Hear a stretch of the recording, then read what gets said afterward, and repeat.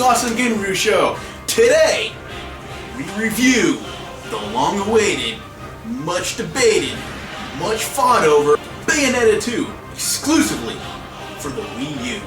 Bayonetta 2 for the Wii U.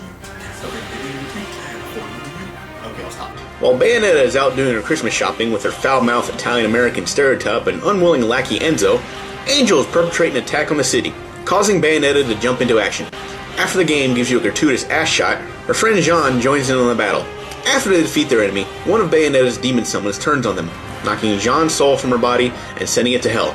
Bayonetta decides to head towards Mount Thimblevender, enter the gates of hell, and rescue her friend. And now, we have plot. All the action from the first Bayonetta is here. You have a variety of attacks ranging from hand combat to a series of kicks, all of which end in a devastating final blow made from her magical hair. You can add weapons to your hands and feet for a variety of combat combinations to pummel your enemies with. So yeah, basically, much like the combat of the first one, Bayonetta, you got your punch, you got your kicks, you got your air attacks and stuff like that, and you can just add different kinds of weapons to her arsenal. It's just pure, just hack and slash, attacking, and stuff like that. It works out pretty good, and you can do a lot of different combinations between the two. It's really cool. Which time returns as well.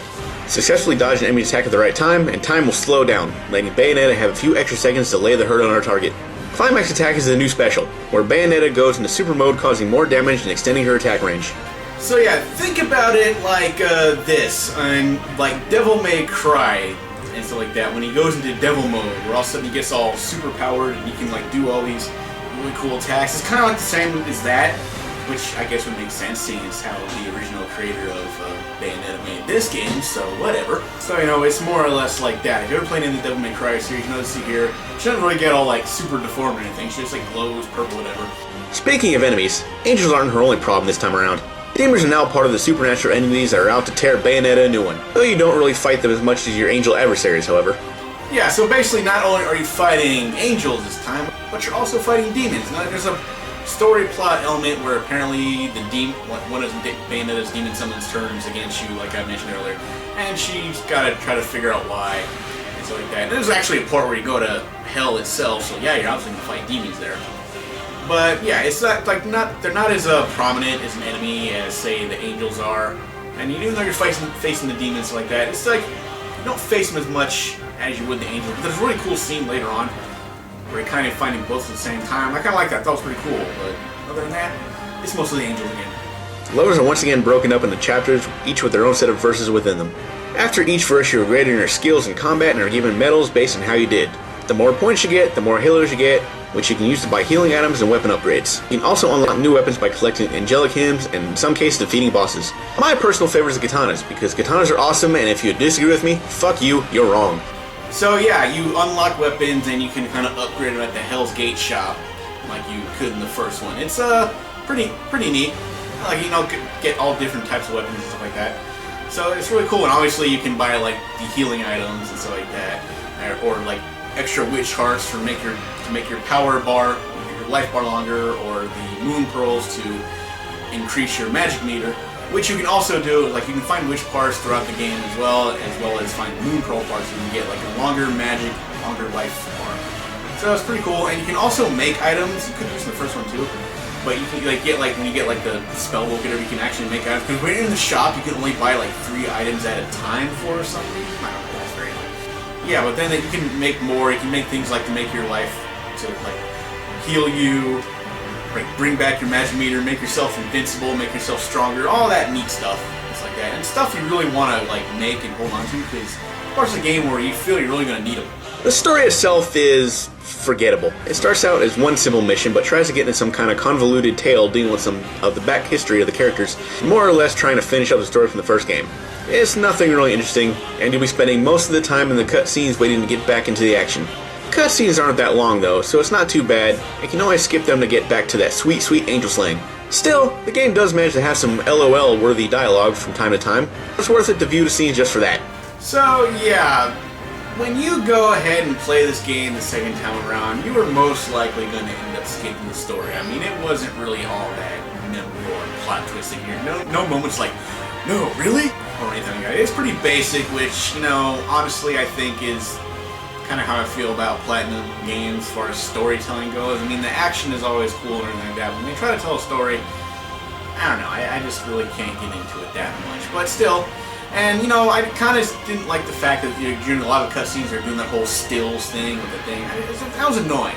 I mean, they did a lot where it was all just happening in real time, but then other parts where it was just like, you know, those pictures, like comic book type feel, I just really wasn't feeling that all too well. But like I said, you can skip that, and you most likely probably will as you play multiple times. So you want to get your score better, so like that. Bayonetta 2 also supports an online mode. As you play the main game, you can collect verse cards to play the Tag Climax online mode. Basically, you and one other person team up to fight enemies.